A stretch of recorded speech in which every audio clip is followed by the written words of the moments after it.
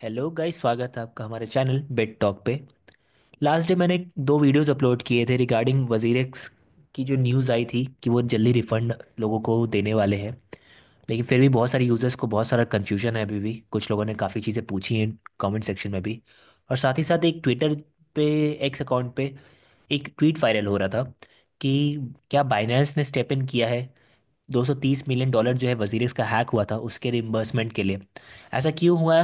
क्योंकि मैं बता दूं, एक ट्वीट जैसे कि आप देख सकते हैं कि एक वायरल हो रहा था क्योंकि बहुत सारे फंड्स जो हैं वो बाइनेंस से ट्रांसफ़र किए गए हैं वजीरेक्स पे। तो लोग कयास लगा रहे थे, लोग एक्सपेक्ट कर रहे थे कि क्या बाइनेंस स्टेप इन कर रहा है यहाँ पे, बाइनेंस क्या लोगों को लौटाएगा पैसा वजीरेक्स की हेल्प करते हुए, या फिर वो खरीद लेगा वजीरेक्स को जैसे पहले वजीरेक्स के साथ टाई अप था उनका, और आगे बिजनेस कंटिन्यू करेगा। बहुत सारी चीज़ें लोगों के मन में आ रही थी।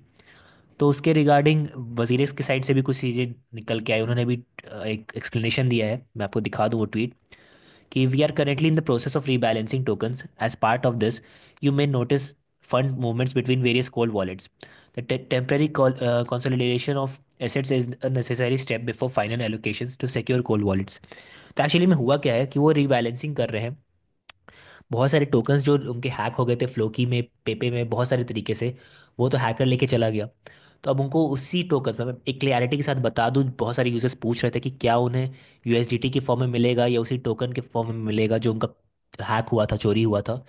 तो अभी तक जो एक्सपेक्टेड चीज़ है वो यही है कि उन्हें वही टोकन मिलेगा उनके अकाउंट में, पोर्टफोलियो में, जो टोकन हैक किया गया था। लाइक फ्लोकी था तो फ्लोकी ही रिप्लेसमेंट में मिलेगा।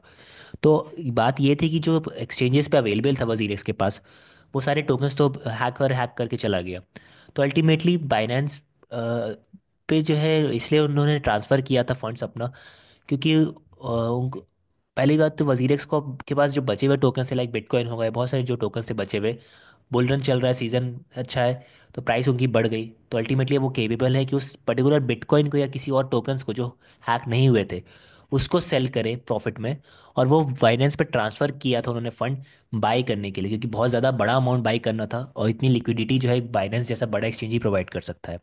तो सिंपल सा यहाँ पे यही बात है कि उन्होंने बाइनेंस पे ट्रांसफ़र किया था जो फ्लोकी और पेपे जैसे बहुत सारे कॉइन्स जो हैक हुए थे उनको बाई करने के लिए, क्योंकि अल्टीमेटली कहीं ना कहीं से तो बाई करना है ना उन्हें मार्केट में। तो इसी कारण से उन्होंने ट्रांसफ़र किया था, इसीलिए जो ये दोनों वॉलेट्स में हमें जो है ट्रांसफ़र देखने को मिला बाइनेंस से वजीरेक्स के बीच में। तो ये कुछ बातें थी। साथ ही साथ लोग कह रहे थे कि जो एक क्लैरिटी तो मैंने आपको दे दी कि आपको टोकन वही मिलेगा, एक्सपेक्टेड है यही अभी तक। साथ ही साथ मैंने एक और बात मैं आपको बता दूं कि सीजे जो है वो उन्होंने कुछ दिन पहले, 10 दिन पहले अराउंड एक ट्वीट किया था कि sorry to hear about the what happened, I was in a US prison when that happened. एक यूज़र ने, बहुत सारे यूजर्स लगातार पूछ रहे थे, सीजे से रिक्वेस्ट कर रहे थे कि आप प्लीज़ इंटरवीन करें, थोड़ा हेल्प कर दें वजीरेस के साथ जो यूजर्स के साथ हुआ है। तो उन्होंने 2 साल पहले जो 2022 में उन्होंने ट्वीट डाली थी कि आप, हमारा वजीर से कुछ लेना देना नहीं है, जो भी पैसे आपके पड़े हैं वजीर पे आप बाइनेंस पे ट्रांसफर कर लें, हम बाइनेंस पे कुछ भी होता है उसके लिए आंसरेबल है कम्प्लीटली। उसी के ऊपर उन्होंने कोट ट्वीट रीट्वीट करते हुए कहा है कि जो भी हुआ उसके लिए वो माफ़ी चाहते हैं, लेकिन उनके बस में नहीं थी वो चीज़ें, क्योंकि वो खुद यूएस की जेल में थे उस टाइम पे, और अभी भी वजीर के साथ उनका कोई रिलेशन नहीं है। तो ये कुछ क्लैरिटी नहीं है यहाँ पे, यहाँ पे कुछ भी एक्सेस कहा नहीं जा सकता कि आने वाले टाइम में बाइनेंस जो है टेक ओवर कर लेगा, अनटिल अनलेस बहुत बड़ा अमाउंट वो दे, ऑफर करे वजीरेक्स को, और फिर वजीरेक्स उनको अपना बिजनेस सेल करके निकल जाए। निश्चय जो है ऐसा कर सकते हैं, लेकिन उन्हें, आई डोंट थिंक कि बाइनेंस को उतनी ज़रूरत है, क्योंकि वो अब ऑलरेडी खुद भी एफआईओ रजिस्टर्ड हो गया है और उसकी अपनी एक कस्टमर है, अपना जो उनका यूजर स्पेस है इंडिया में वो बहुत स्ट्रांग होता जा रहा है। तो आई डोंट थिंक उनको अब वजीरेक्स की ज़रूरत पड़ेगी ऐसे टाइम पे जब वजीरेक्स ने अपनी क्रेडिबिलिटी खो दी है। तो ये जो एक्सपेक्टेड लोग अनुमान लगा रहे थे कि ऐसा होगा, देखने को मिलेगा कि बाइनेंस टेक ओवर कर लेता है वजीरेक्स को, इसकी चांसेस बहुत कम है अभी।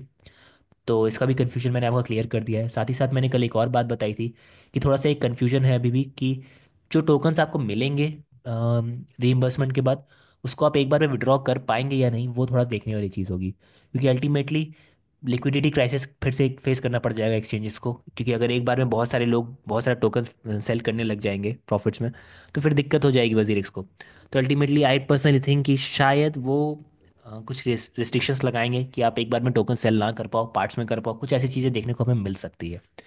तो अभी के लिए बस इतना ही अपडेट था। तो प्लीज़ मेक श्योर आप हमारे चैनल को सब्सक्राइब कर लीजिएगा, जिससे आने वाली कोई भी अपडेट हो इंडियन कम्युनिटी से रिलेटेड खासकर, वो आपसे मिस ना हो। Thank you so much.